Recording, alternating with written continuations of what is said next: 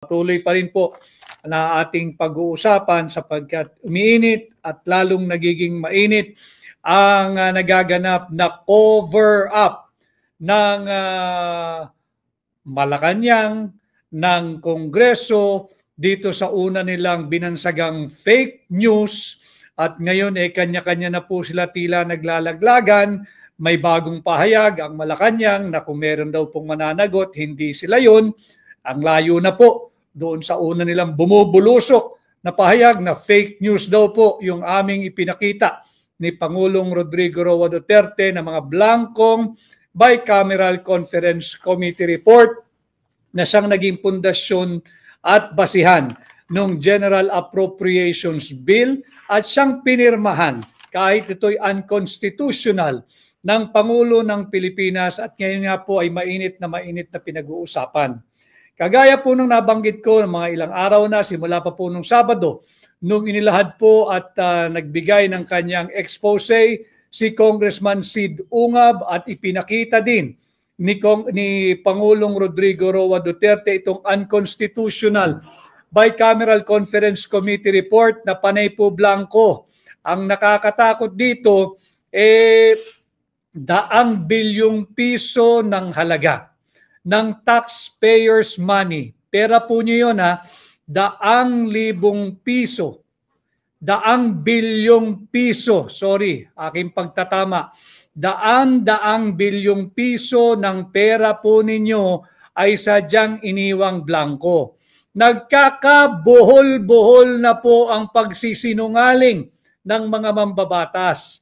May mga ayaw magpa-interview, may mga ayaw magbigay ng kanilang katugunan at punahin po natin yung pumalit sa dating chairman ng House Appropriations Committee. Yung dyan po sa Marikina, yung ating mga kababayan dyan sa Marikina, si Congresswoman Stella Kimbo, siya po ngayon ang kinatawan o chairperson ng Committee on Appropriation. Siya rin po ay nakapirma doon sa mga blankong dokumento ng Bicameral Conference Committee.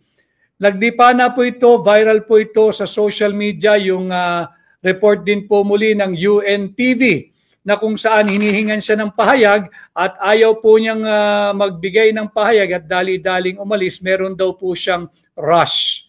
Nasaan na ngayon ang angas nung chairman ng House Committee on Appropriation? Nasaan na ang angas ni Congresswoman Kimbo? Yung angas na ipinakita mo nung sinisira mo ang pagkatao ni Vice President Inday Sara Duterte. Nasaan na ang tapang mo? Nasaan na yung giliw mo, yung kisig mo? Pag nagfa-fashion show ka dyan sa Kongreso, tangan-tangan ang iyong milyong-milyong pisong halaga ng mga bag, ng mga relo. Nasaan ang tapang mo? Bakit hindi ka ngayon humarap at magpaliwanag sa sambayan ng Pilipino saan ninyo dinadala ang daan-daang bilyong pisong pera ng mamamayang Pilipino? Yan ang sagutin mo at wag mo kaming bigyan lamang ng salitang merong kang rush. Meron pa bang hindi rush dito sa ginawa ninyong pangbubudol sa mamamayang Pilipino? Atin po silang panagutin, atin silang singilin ng malinaw at katanggap-tanggap na paliwanag. Hanggang ngayon po, mag-iilang araw na mula nung expose ni Pangulong Duterte, wala pa rin po silang katanggap-tanggap at credible na paliwanag kung bakit may blanco yung Bicameral Conference Committee final ratified and signed report na siyang naging basihan, pundasyon at backbone ng General Appropriations Bill na siyang kanilang ibinigay sa Malacanang, sinumite at ipinapirma sa Pangulo ng Republika. Kaya ngayon ay tinatawag na natin itong General Appropriations Act o isa na siyang batas na unconstitutional. Bati po muna tayo kay Delia Arabit, Invalid Budget 2025, kay Dan J. Dero. Hugas kamay na sila, sir. Hugas kamay na po. Tama po yan. Kanya-kanya na silang laglagan. Inaabsuelto na nila dahan-dahan ang kanilang mga sarili. kay Annalyn Basilio Abella, pwede ba yan sila makasuhan at makulong, attorney? Grabe ginawa nila, garapalan sa pera ng bayan. Maaari pong may managot dyan, maaari pong may makulong, at meron talagang dapat makulong. Kinakailangan lang ho natin malaman, ma-establish, maimbestigahan, sino ang nakialam? Sino? Yung merong makating kamay na nakialam at naglagay ng mga halaga diyan sa mga blankong patlang na nakapaloob sa Bicameral Conference Committee final report. Sino yung may makakating kamay na nakialam diyan sa Vice-Cam report? Bawal po iyan. Yan po'y paglabag sa ating revised penal code. Ang tawag po diyan ay falsification of legislative document. It is a crime against public interest, and what they did is unconstitutional, illegal, immoral, unlawful. Ang ginawa po nila ay isang criminal act. Pag-usapan po natin, meron pong mga media outlets na nag-request kahapon pa sa Kongreso sa mababang kapulungan ng kopya ng tinatawag nating enrolled bill. Dapat po yan, kung walang anomalous dyan sa enrolled bill, walang problemang magbigay agad. Subalit, wala pong nakakapagbigay mula dyan sa mababang kapulungan sa ating mga kapatid sa malayang pagpapahayag sa mga media ng kopya ng enrolled bill. Ayaw po nilang magbigay. Yung isa po dyan ay yung pahayagang saksi ngayon, yung tabloid na saksi ngayon.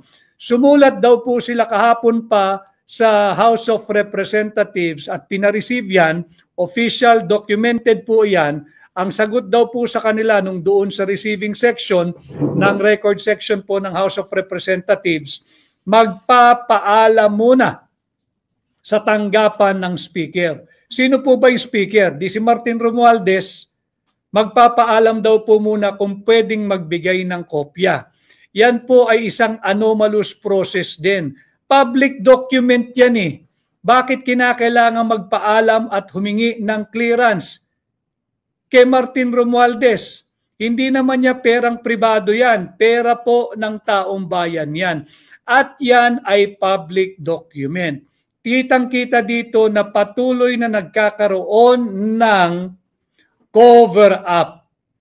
Tinangka po ng Malacanang magpalusot. Ang problema, maliho kasi yung pasok ng Malacanang. Agad-agad nagsabi na fake news. Agad na agad nagsabing malicious. Agad-agad nagsabing criminal. Ito ngayon ang tugon namin sa inyo. Nakita nyo na siguro by now yung sinasabi naming kopya na blankong Vice-Cam committee report, yung pirmado ng mga mambabatas, Senado at mababang kapulungan. Pirmado nila yan, blanko-blanko. At hindi po pwedeng baliwalain ito, mga kababayan. Sapagkat 13 pages yung naipon po ni Congressman Sid Ungab. Tama po yan, si Congressman Sid Ungab po ang maisog na naglabas ng kopya ng Vice-Cam report. Ito po ay kasama namin si Pangulong Duterte na maisog ding nagpahayag na ito ay bawal, ito'y illegal, ito'y unlawful, ito'y criminal, ito ay unconstitutional. Hindi po yung nagpapanggap na miyembro ng Makabayan Bloc na makabayan daw siya. Hindi po siya, yan din dapat singilin ninyo. Bakit hindi siya nagsasalita nung hindi inilabas pa ni Pangulong Duterte? At sinasabi niya, siya mismo hindi raw niya nabasa. Ulitin ko sa iyo, iho ha, wala kang puso para sa bayan. Wala kang puso para sa Pilipino. Huwag kang magpanggap. Hindi ka makabayan. At bakit hindi mo ginagawa ang iyong trabaho bilang mambabatas?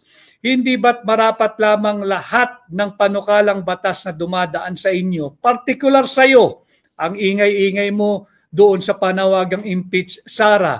Ito ang panawagan mo dapat ngayon. Impeach Marcos. Impeach Bongbong. Ito dapat ang dami nung sumisigaw ngayon ito. At yung mga magrarally dapat sa January 31 di umano nang isisigaw ay impeach Sara, nasaan na kayo ngayon? Bakit ang tatahimik ninyo? Kondinahin ninyo itong tahasan, lantaran at big time na pangbubudol sa ating mga Pilipino. 6.32 trillion pesos na halaga ang binubudol sa atin. Wala pa rin kayong posisyon. Impeach Sara pa rin ang issue ninyo. Ano po ang inyong paninindigan dito sa isyong ito na pambubudol, pagnanakaw at unconstitutional 2025 budget? Basahin po muna natin itong si Tiramisu Cake. Dapat masample yan, mga kawatan na yan, attorney.